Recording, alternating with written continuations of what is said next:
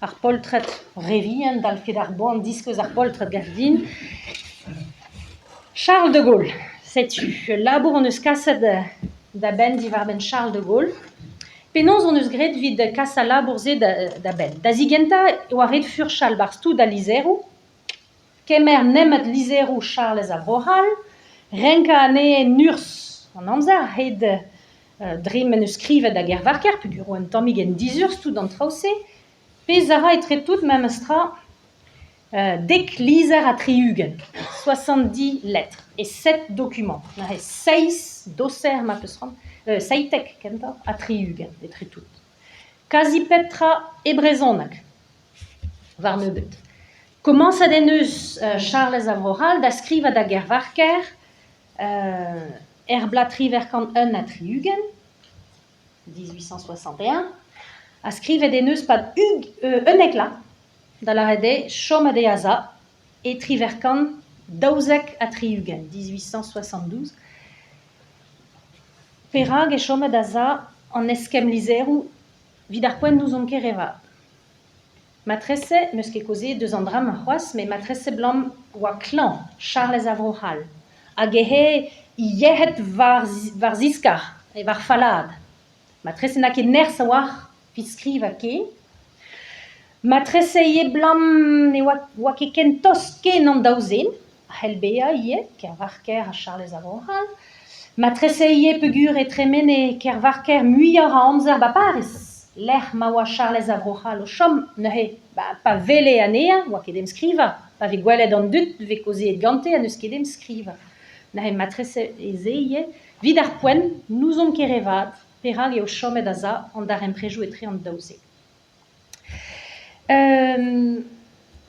Bon, sant a deve kresk, an niver a lizerou beskrivet da gervarker, a drestol vin mont betek ar bla triverkant 6 a triugen, 1867, hag a zo ar blavez a bouez vid istor ar brezonak hag an dut hag a labour vid difen ar brezonak a Breizh, pegur evo kendalc'h etre keltiek Saint-Brieuc, le congrès interceltique de Saint-Brieuc, hag a vo a c'hendalc'h kenta etre keltiek, deus un tu, hag a vo ie war ar mem estro, pen kenta an tabut, divar ben afer ar barzaz Breizh, guir pe fos ar an aouenou. Setu ur blavez a bouez. Ya. Bon, amam a lizar kenta da tampia.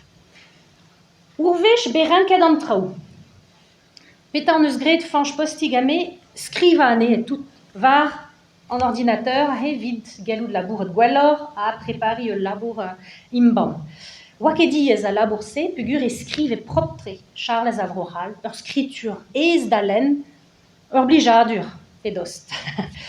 Var bouez ou nebeut gerioù un tammig stert da gompran, a blanmour, e oa Charles Avrohal o tiski brezonak. A oa ket mestr war brezonak kamese pen kenta. Var l'er, pegur e skrivet tout de brezonak on eus choazat da drei e galak, tout da lizer ou se skrivet e brezonak, hag a hebe kalz diesor. Kalz diesor a blanmour, a fin a blanmour e brezonak un den hag a zo o tiski brezonak.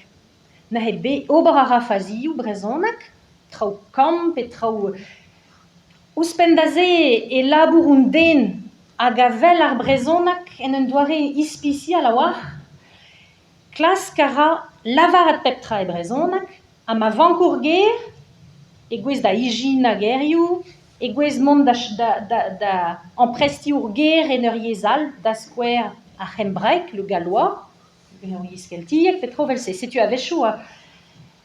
Moa ket ez kompren, petan a c'hoant da lavar. A deus un tual ouspenn da ze, e brezon hag un den hag a zonj e galak. Setu vechou e oa red ben a fin klask sonjal e galak evel tan, hag a he teue dave a skler an tro. Bon.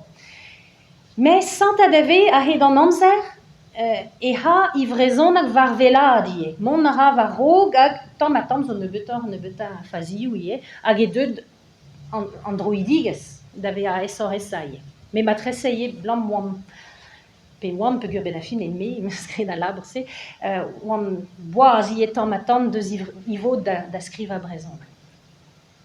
Meus ket lavar met penons neus deske brezonak, ba ben a fin dre ar barzaz breiz, a dre geriadurioù, les dictionnaires Grégoire de Rostrena hag ini argonidek.